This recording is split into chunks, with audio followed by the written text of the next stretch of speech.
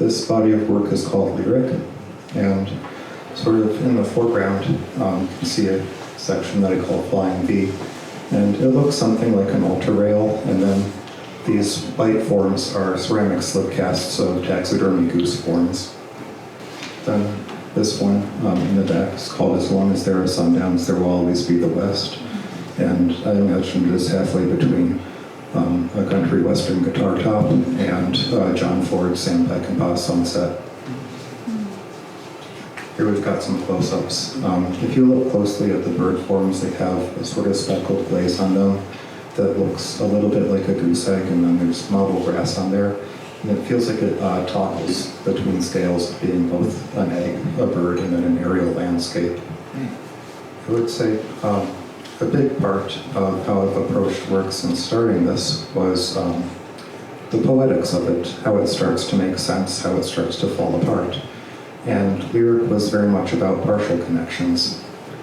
That it's kind of walking through a room, picking something up, picking another thing up, and saying, these almost fit, but do not quite. Picking something else almost fit, but does not quite fit. So the geese are a flying V. A flying V is a kind of guitar, but neither are exactly that. There's a poet essayist named Fanny Howe who wrote a tremendous essay called Bewilderment about that theme in lyric poetry. It says, one definition of the lyric might be that it is a method of searching for something that can't be found. It is an air that blows and buoys and settles. It says, not this, instead of, I have it. So I described this as being about the space between subject and content.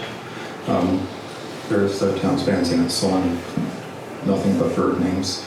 And sort of the question at the back of this work is, what is left of the American landscape? What is left of the frontier when it is, what is left of the landscapes at the frontier? The idea of the frontier is perpetually rewriting. And I think of these bird forms as being something like words, but not strung together in a sentence or not conjugated.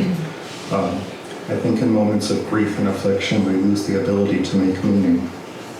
That a word becomes just a static form without the connective tissue to put it into motion.